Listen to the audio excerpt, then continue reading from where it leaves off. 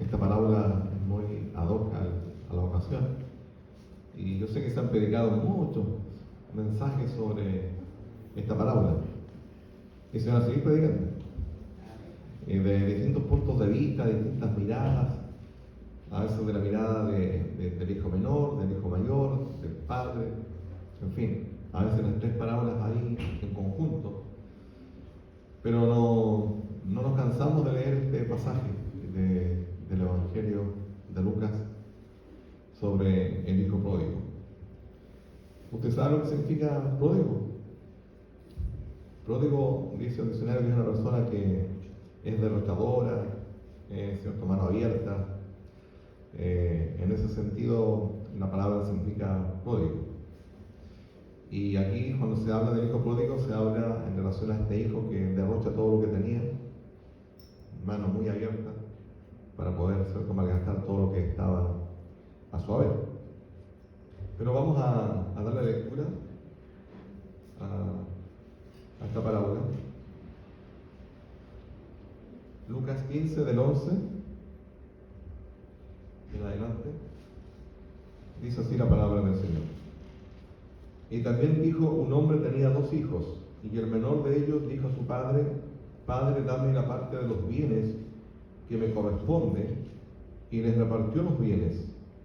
No muchos días después, juntándolo todo, el hijo menor se fue lejos a una provincia apartada, y allí desperdició sus bienes viviendo perdidamente. Y cuando todo lo hubo malgastado, vino una gran hambre en aquella provincia y comenzó a faltarle. Y fue y se arrimó a uno de los ciudadanos de aquella tierra, el cual le envió a su hacienda para que apacentase cerdos. Y deseaba llenar su vientre de las algarrobas que comían los cerdos, pero nadie le daba. Y volviendo en sí dijo: ¿cuántos jornaleros en casa de mi padre tienen abundancia de pan, y yo aquí perezco de hambre? Me levantaré e iré a mi padre, y le diré: Padre, he pecado contra el cielo y contra ti. Ya no soy digno de ser llamado tu hijo. Hazme como a uno de tus jornaleros. Y levantándose vino a su padre, y cuando aún estaba lejos, lo vio su padre, y fue movido a misericordia, y corrió y se echó sobre su cuello y le besó. Y el hijo le dijo: Padre, he pecado contra el cielo y contra ti, y ya no soy digno de ser llamado tu hijo. Pero el padre dijo a sus siervos: sacad el mejor vestido y vestidle, y poned un anillo en su mano y calzado en sus pies, y traed el becerro gordo y matadlo, y comamos y hagamos fiesta, porque este mi hijo muerto era y ya revivido, se había perdido y es hallado. Y comenzaron a regocijarse. Y su hijo mayor estaba en el campo, y cuando vino y llegó cerca de la casa y oyó la música y las danzas, y llamando a uno de los criados le preguntó qué era aquello. Él le dijo: tu hermano ha venido y tu padre ha hecho matar el becerro gordo por haberle recibido bueno y sano. Entonces se enojó y no quería entrar. Salió por tanto su padre y le rogaba que entrase. Mas él, respondiendo, dijo al padre: he aquí tantos años te sirvo, no habiéndote desobedecido jamás, y nunca me has dado ni un cabrito para gozarme con mis amigos. Pero cuando vino este tu hijo, que ha consumido tus bienes con rameras, has hecho matar para él el becerro gordo. Él entonces le dijo: hijo, tú siempre estás conmigo y todas mis cosas son tuyas. Mas era necesario hacer fiesta y regocijarnos, porque este tu hermano era muerto y ha revivido, se había perdido y es hallado. Amén. Si yo le preguntara a esta audiencia si usted tiene un hijo o una hija pródigo,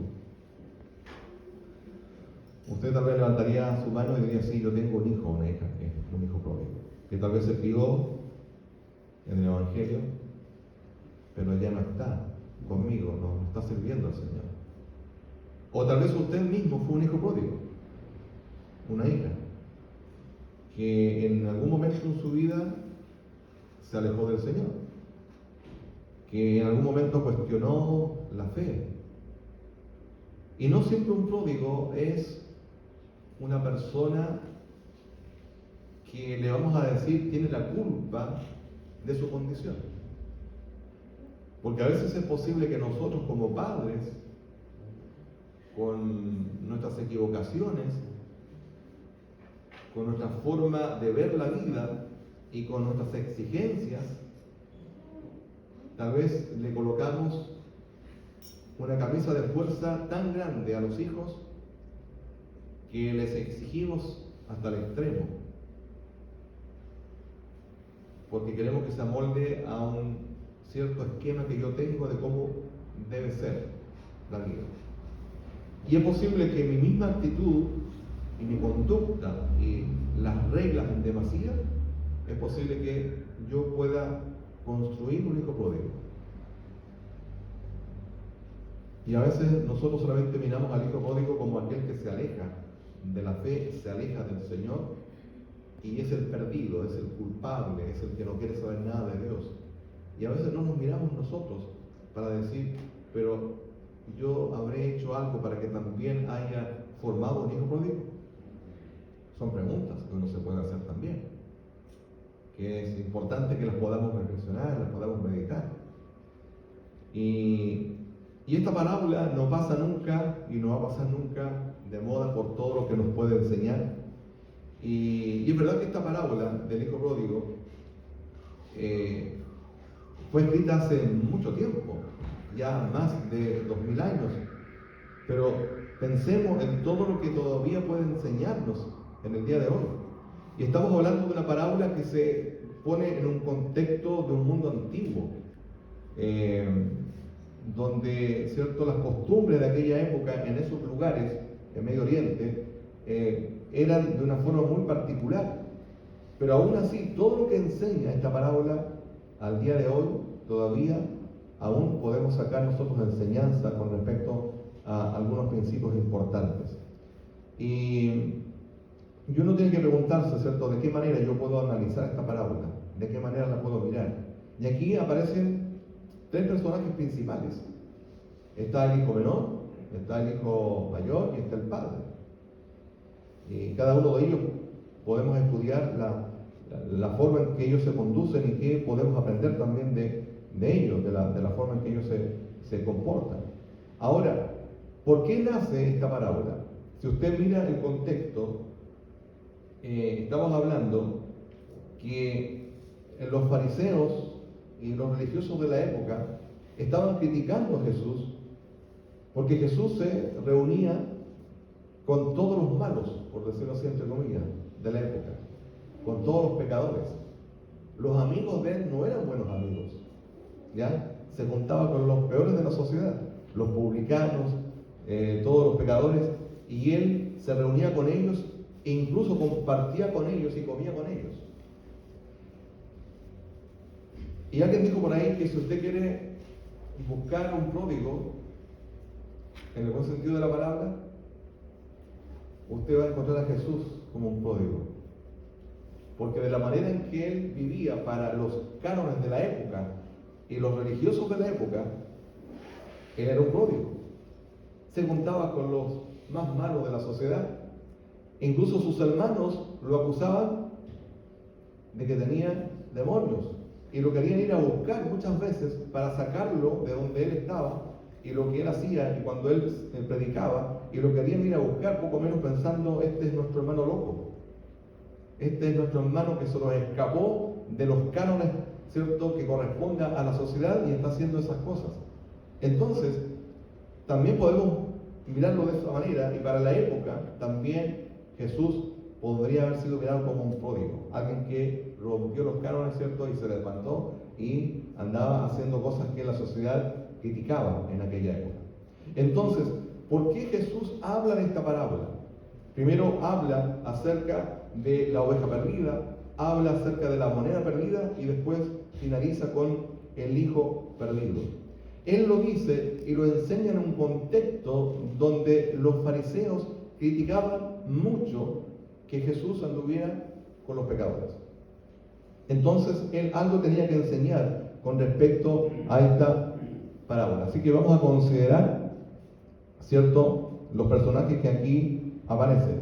Y el primer personaje que aparece acá es el hijo menor, que un día llega y le dice al papá que él se quiere ir de la casa, que le entregue la herencia que le corresponde, porque él ya estaba aburrido de estar viviendo bajo el techo con su padre, con su hermano y tal vez con todos los criados y todos los quehaceres de la vida cotidiana. Él ya no quería estar más sujeto a ese tipo y ese estilo de vida. Entonces él le dice que él se quiere ir de la casa, ya no quiere estar más bajo ese yugo, ese dominio y las condiciones que le pedían para estar viviendo allí en esa familia. Y él un día decide, él tomó la decisión. Él dice, yo, cierto, quiero que me des la herencia que me corresponde. En esa época, pensando en el contexto de lo que está relatando la parábola, que un hijo le pidiera a su padre que le dé la herencia en vida, era muy malo. Porque en el fondo lo que le estaba deseando era que se muriera luego, porque él quería disfrutar de su parte, de la herencia que le correspondía. Ahora, ¿le correspondía la herencia? Sí, le correspondía, pero la estaba pidiendo en un momento inoportuno, en un momento que no correspondía hacerlo. Entonces, la misma Escritura habla de que ese tipo de hijo merecía la muerte, debía ser lapidado, decía la ley, por lo que él estaba haciendo. Pero aquí lo que hay que rescatar es la situación de este hijo, cómo él quiere escaparse y no vivir más bajo el yugo, el dominio, la forma, la administración que tenía allí en esa familia con ese papá. ¿Y cuál fue la actitud del papá? Uno podría pensar, el papá tal vez fue un poco blando. El papá tal vez se dejó llevar por la exigencia del hijo. El papá tal vez debería haber sido más mano firme y haber dicho que no le correspondía darle la herencia a su hijo porque no era el momento, no era la oportunidad de hacerlo y que él estaba equivocado. Pero vemos todo lo contrario, cómo este papá hace lo que el hijo le está solicitando. Y aquí uno podría pensar, bueno, aquí el papá se equivocó entonces. Pero la otra mirada es que el papá en su misericordia, en su benevolencia, él también cede a la petición que le está haciendo su hijo. Y a veces nosotros podemos confundir también esto en nuestras relaciones familiares, porque a veces pensamos que si nosotros nos ponemos en una actitud totalmente intransigente, rígida, y nosotros vamos al extremo de todo lo que yo creo que es lo que se debe hacer, y no transo en ningún momento, yo pienso que como padre estoy haciendo lo correcto, porque yo soy el padre, yo no me equivoco. Yo estoy haciendo aquello, ¿cierto?, que yo creo que es lo más adecuado. Es verdad que Dios nos da sabiduría a los padres. Nos da esa sabiduría que solamente Él puede darle a cada uno de los papás, al papá y a la mamá. Pero también tenemos que reconocer que nosotros somos limitados y que también podemos equivocarnos. Dice la Escritura que nosotros, siendo malos, damos cosas buenas a los hijos, pero en nuestra esencia no somos buenos. En nuestra esencia, la condición del ser humano no es que seamos buenos, sino que por esencia somos personas que estamos lejos de Dios, y por la caída, por el pecado, nuestra condición no es que broten de nosotros en forma espontánea sentimientos y pensamientos que sean buenos. Y aún así Jesús dice, nosotros que siendo malos sabemos dar cosas buenas a nuestros hijos. Y podríamos criticar entonces a este padre y decir, el padre fue muy blando, muy benevolente, y él accedió a lo que le estaba pidiendo su hijo, ¿ya? Y podríamos hacer incluso una crítica al respecto. Ahora dice la Escritura que el hijo que tomó esa herencia se fue lejos. Ahora cuando habla de que se fue a una provincia lejana, da a entender como que este hijo no quería saber nada de lo que era la dinámica familiar. Estaba totalmente en contra, como que él quería vivir la vida que tal vez siempre anheló en su corazón y diciendo, yo quiero experimentar todo aquello que no he experimentado. Yo quiero ir afuera y hacer todo aquello que no me han dejado hacer. Y yo quiero hacer todo aquello que mi carne, ¿cierto?, está como a gritos solicitando, y yo quiero entonces vivir esa vida. Y dice la Escritura que él se va a vivir ese tipo y ese estilo de vida. Pero llega un punto en que ya no puede más, porque todo lo derrocha, todo lo malgasta. y llega un punto en que ya no tenía qué comer. Y él se acercó allí a un hacendado que criaba cerdos para poder alimentarse. Y fue allí que él reacciona y él dice: ¿por qué estoy en esta condición si aún los jornaleros de mi padre tienen mejor comida de la que yo ando buscando? Y vuelve en sí. También uno podría preguntarse, ¿en ese hijo hubo un verdadero arrepentimiento? Aunque la Escritura usa un lenguaje que dice que cuando llega el hijo, donde su padre le dice: he pecado contra el cielo, o sea, he pecado contra Dios, he pecado contra ti. Pero también, ¿qué fue lo que lo llevó? Uno podría pensar las circunstancias que lo fueron llevando a un callejón sin salida, lo fueron llevando de tal manera para que él se arrepintiera de todo lo que había hecho y lo que estaba haciendo.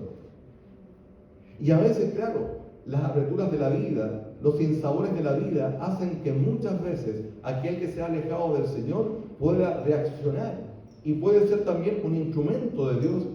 Cuando alguien está pasando un momento difícil, una crisis, cuando está lejos de Dios, y esa crisis, ese momento difícil, lo hace reaccionar y puede reconocer todo lo que ha perdido.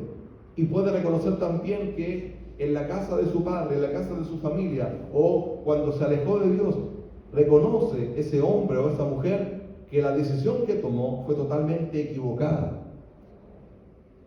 Pero podríamos pensar también, en el corazón de ese hijo había un verdadero arrepentimiento de la vida que estaba llevando, o solamente las circunstancias lo fueron apretando a tal punto que él dijo: no estoy bien de esta manera. Y uno podría llegar a pensar en aquello, porque cuando llega el hijo a la casa de su padre y el padre lo recibe, la parábola no dice nada más con respecto a cómo fue la conducta de ese hijo que llegó a la casa arrepentido de ahí en adelante. No dice nada más, no hay más información al respecto. Pero lo importante que tenemos que reconocer, que este hijo vuelve en sí, reconoce que la vida que estaba llevando lejos de su padre, el haberse ido, el haberse rebelado contra su padre, contra la forma en que la familia estaba viviendo, y él se va lejos, él reconoce que él debía regresar de donde había salido. ¿Cuántos pródigos hay dentro de la misma iglesia? ¿Cuántos hijos de los hijos del Señor se alejan también? Y a veces se alejan por situaciones que son muy personales, porque pueden entrar en una crisis de fe, pueden pensar que la forma en que la fe que están llevando sus padres no es la fe verdadera. Es posible que esos hijos pródigos vean en los padres mucha religiosidad. Es posible que vean inconsecuencias en la fe que llevan. Que posiblemente ven a esos padres que en la iglesia son de una manera, pero en la casa son totalmente distintos. Y eso también puede gatillar en esos hijos pródigos el que ellos cuestionen la fe, cuestionen a Dios, cuestionen a Cristo. Entonces, cuán importante también es, hermanos, nosotros como padres, papá o mamá también, que siempre nos analicemos y reflexionemos de qué manera yo estoy llevando esta fe que un día abracé cuando Cristo llegó a mi corazón. Porque nuestra vida de fe también debe ser una fe reflexiva, donde nosotros constantemente estemos mirando y observando de cómo estoy llevando adelante la fe en Cristo Jesús. ¿Cuántos pródigos hay por situaciones donde tal vez nosotros tenemos una cuota de responsabilidad como padres, o tal vez el mismo pródigo entró en una crisis donde cuestionó o también amó las cosas del mundo y quiso probarlas y quiso experimentar, y entonces quiso salir de aquel lugar donde él dijo: yo no quiero vivir este tipo de vida? Ahora también, ¿cuántos padres sufren y están sufriendo ahora mismo por un hijo que se alejó de la fe? Un hijo que ya no quiere saber más de Cristo. Un hijo que no quiere saber nada de congregarse en una iglesia, de servir al Señor. Y la pregunta que también podemos hacer nosotros: ¿cuál es mi actitud hacia ese hijo, esa hija, que tal vez ya no está sirviendo al Señor. Estamos orando por él, estamos orando por ella.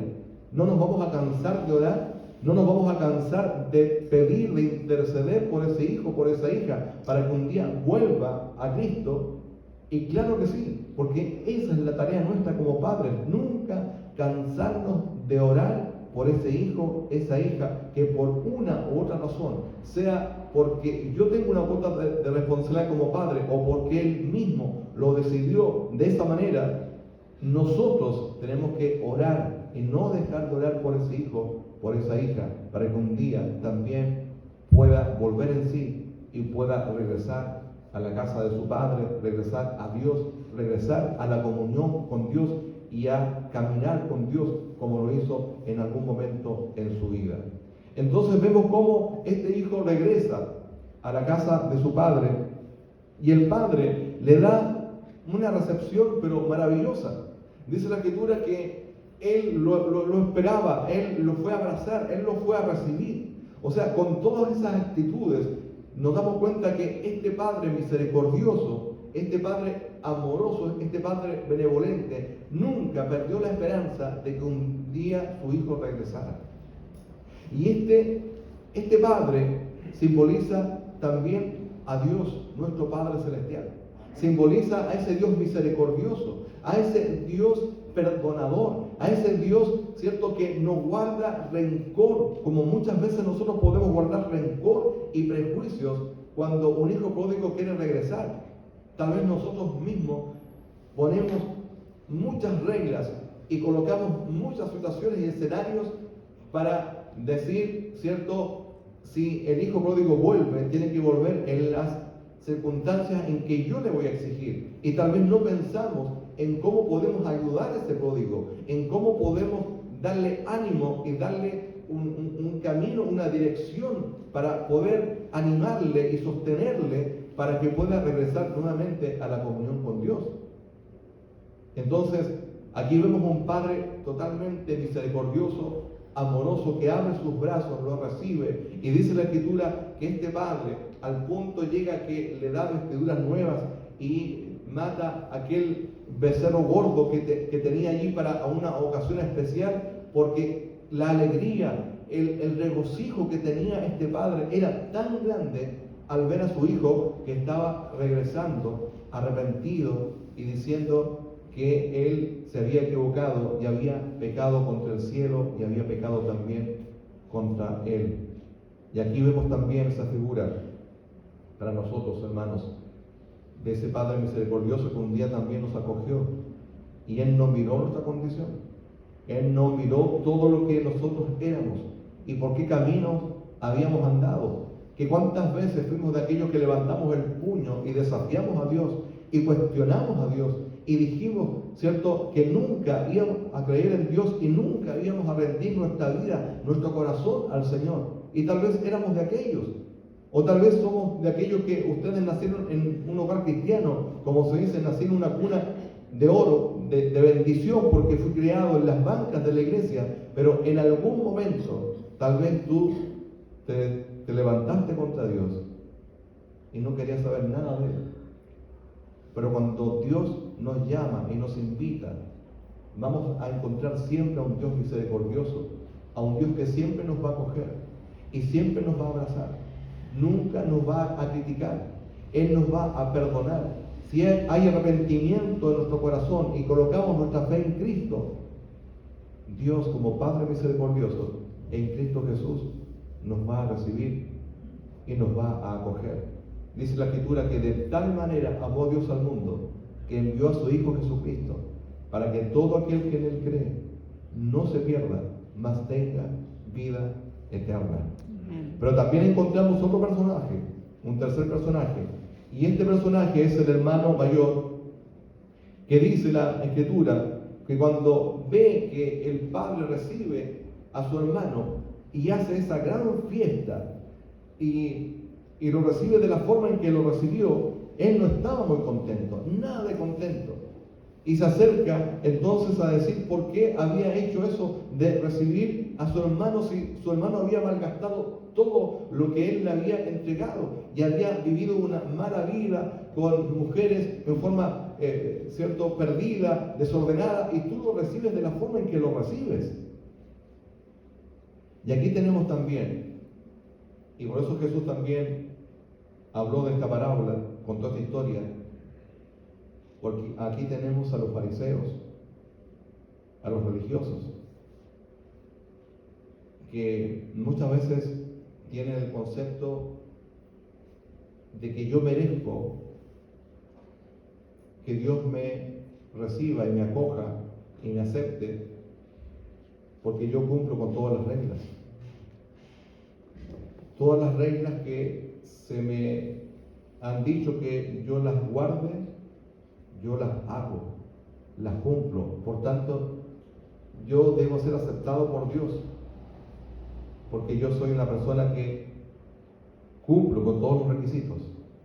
Y a veces nosotros, en la misma iglesia, nos podemos transformar en religiosos, en legalistas, a un extremo, donde decimos yo estoy de este lado de la línea y yo estoy bien con Dios. Y los que están de este lado de la línea hacia allá son los que están equivocados y son los que están perdidos y son los que están lejos de Dios y son los pecadores, son los malos. Y es fácil caer también en aquello. Pero más que eso, lo que Dios mira es el corazón de nosotros, porque el Señor, más que mirar las reglas que podamos cumplir en algún momento dado, el Señor mira la intención del corazón y mira por qué hacemos las cosas. A Él no lo podemos engañar, porque es fácil, hermanos, vestirse de un traje religioso. Es fácil decir, yo cumplo ciertas reglas, así que yo tengo mérito, y lo que se llama la meritocracia. Yo tengo méritos para que entonces se pueda decir que yo cumplo todas las reglas y Dios me tiene que escuchar y Dios me tiene que acoger en todas las cosas y yo estoy bien. Y todos los demás están mal. Entonces, los extremos son malos cuando yo digo la meritocracia porque yo cumplo con todas las reglas, o aquel que vive de una forma displicente, de una forma desordenada, de una forma en que no quiere tampoco acercarse a Dios y agradar a su corazón. Es el otro extremo. Entonces estos peligros siempre van a estar. El hijo pródigo, por un lado, ¿cierto?, no cumpliendo ninguna regla, viviendo de una forma perdida. El otro hermano diciendo, yo cumplo todas las reglas, entonces yo soy mejor persona. Y esos extremos siempre van a dañar, siempre van a ser malos. Lo importante de esta historia es que cuando llega el hijo perdido, el padre le dice a su hijo mayor, hijo, tú tienes que darte cuenta de una cosa, tú siempre has estado conmigo, todo lo que tengo acá es tuyo, te pertenece, tú lo puedes disfrutar, pero tú no puedes colocarte en esa actitud, con ese corazón tan duro, tan religioso, tan fariseo, de pensar que tu hermano no merece el perdón y que tu hermano no merece ser recibido y que tu hermano, ¿cierto?, no debe ser acogido nuevamente aquí en la casa, porque date cuenta que él estaba perdido, él estaba extraviado de la fe, él estaba desorientado de la fe, él perdió mucho con esa vida que llevó en forma perdida. Y lo importante de todo esto, le dice, parafraseando un poco, le dice a su hijo mayor, es que él ha llegado y lo que estaba perdido ha sido encontrado, ha sido hallado. Y eso es lo relevante, eso es lo importante. Y con eso, lo que Jesús estaba diciendo, que hay gozo en el cielo por un pecador que se arrepiente y llega a los pies del Señor, y hay fiesta en los cielos por un pecador arrepentido. Ahora, si miramos al pródigo, lo podemos ver incluso de dos maneras. El pródigo puede ser aquel hombre y aquella mujer que nunca ha abierto su corazón a Cristo. Aquel hombre y aquella mujer que está lejos de Dios. Y es un pródigo, porque está viviendo lejos y viviendo perdidamente y una vida totalmente independiente de Dios y una vida totalmente autónoma y no quiere saber nada de Dios. Podríamos pensar que es un pródigo. Pero también un pródigo puede ser aquel que, conociendo un día al Señor, se aleja porque quiere vivir lejos de Dios y quiere vivir su propia vida buscando él sus propios horizontes, pero sin depender de Dios. Podemos ver que pueden haber pródigos de esas dos maneras. Lo importante es que tanto al uno como al otro el Señor los ama, el Señor los acoge cuando llegan arrepentidos y colocan su fe en Cristo y pueden decirle: Señor, yo quiero caminar contigo ahora y yo quiero retomar ese rumbo perdido y yo quiero, Señor, ahora ser como aquel hijo que camina contigo y quiero que tú, Señor, me puedas recibir, tanto al uno como al otro. Este Dios misericordioso les recibe, les perdona, le da nuevas vestiduras y le dice: camina conmigo, porque Dios es un Dios misericordioso, un Dios que acoge al pecador. Que Dios nos bendiga. Amén. Les invito, estimados hermanos, para que inclinen su rostro y tengamos un tiempo de oración. Le invito para que allí donde está usted pueda orar, hermano, hermana, y dé gracias al Señor. Porque tal vez usted está pensando: yo fui un pródigo. O tal vez tengo un hijo, una hija que está en esa condición, como hijo, como hija, que se alejó de ti, Señor, y es mi oración constante, día y noche, por él, por ella, porque lo veo lejos, lejos de ti. Y no tenemos que dejar de orar por esos hijos. Ellos necesitan reencontrarse con el Señor. Ellos están en una condición donde hace que nosotros como padres derramemos muchas lágrimas por ellos, que suframos por ellos. Algunos han llegado tan lejos que han caído en la droga, en el alcohol. Llevan vidas muy desordenadas. O tal vez hay de aquellos pródigos que dicen: yo soy una persona buena, no le hago mal a nadie, no voy a la iglesia solamente. Pero no tiene su fe en Cristo Jesús. Vive una vida totalmente independiente de Cristo. Se ha hecho sabio en su propia sabiduría.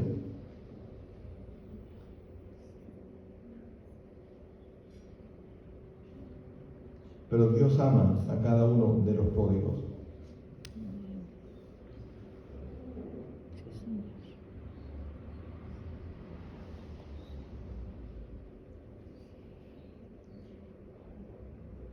Y podemos estar orando por ellos en esta hora y pedir que el Señor pueda tocar sus corazones. Solo Dios en su misericordia los puede recibir y pueden volver a la comunión con Dios.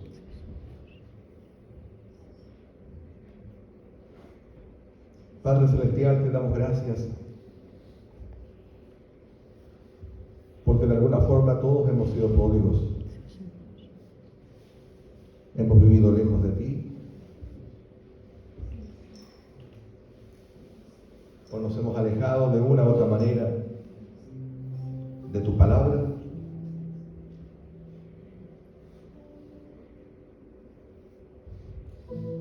Y a veces vivimos situaciones que no esperábamos en la vida de fe, en la vida cristiana. Han habido decepciones, frustraciones, desengaños, dolores profundos.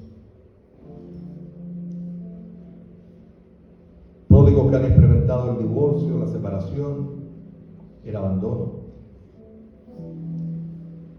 Enfermedades crueles que han debilitado su fe. Pero Señor, lo único que nos sostiene es tu amor, es tu misericordia. Es que tú nos acoges, que tú nos recibes, que tú no nos condenas, que tú no nos criticas, sino que solamente nos recibes y nos acoges. Señor, ¿qué haríamos si tú no fueras un Padre amoroso? ¿A dónde iríamos, Señor? ¿Dónde estaría nuestro refugio? Solo tú eres nuestro Padre amoroso que nos acoge y nos recibe. Los padres humanos nos equivocamos, fallamos, nos llenamos de rencores, de prejuicios, de reglas. Pero Señor, tú eres ese Padre amoroso que nos recibe, que nos abraza. Gracias por amarnos. Gracias porque al tal punto nos amaste que enviaste a tu Hijo a morir en la cruz del Calvario. Y gracias porque nuestro pecado fue llevado allí en la cruz. Y tenemos esperanza de un renacer, esperanza de una vida nueva cuando llegamos a ti, Señor. Gracias por amarnos. Gracias por ser tan misericordioso. Y este Padre en esta parábola refleja tu amor, Señor, tu misericordia. Y nos sentimos amados por ti. Te alabamos y te bendecimos, Señor. Te damos gracias por este tiempo que tú nos das de poder orar por nuestras vidas y por los pródigos también. Hermanos, un momento, si usted quisiera que oremos por su vida, por alguna situación que está viviendo, o por un hijo pródigo, una hija, o tal vez usted mismo, su corazón no está tan cerca del Señor y de alguna forma quiere vivir lejos de Dios, no muy cerca, no caminar con el Señor, no ser compañero del Señor, y necesita fuerzas nuevas, y necesita que el Señor le pueda acoger y le pueda recibir. No sé cuál es su condición, pero si usted necesita que oremos por su vida, para que no se vaya así como llegó en esta mañana a este culto, sino que se vaya sabiendo que el Señor algo ha hecho en su corazón, algo ha hecho en su vida, algo ha entendido un poco más de lo que el Señor quiere para usted. Si usted necesita que oremos por su vida, yo le invito a que se ponga de pie, allí donde está. Si usted necesita que le acompañemos a orar por alguna necesidad que usted tenga, ya sea propia o de algún pródigo que usted tiene en oración y quiere que le ayudemos a orar, póngase de pie. Al ponerse de pie, usted está haciendo un acto de fe, donde le está diciendo: Señor, aquí está mi vida, yo necesito de ti. Tal vez tengo algunas características de pródigo, o bien hay un hijo, una hija, Señor, que se ha alejado de ti, y necesito fuerzas para seguir orando por la vida de ese hijo o esa hija. No importa cuál sea su necesidad, yo le quiero acompañar a orar y a pedir por eso que está en su corazón. Pero recuerde esto, recuérdelo y no lo olvide. Nuestro Dios es un Dios misericordioso, un Dios amoroso, un Dios benevolente, un Dios que acoge, un Dios que no nos condena, un Dios que no nos critica, es un Dios que nos abraza. Es un Dios de oportunidades, donde podemos reiniciar un caminar con Él. ¿Cuántas veces caigamos? No importa, el Señor nos levanta.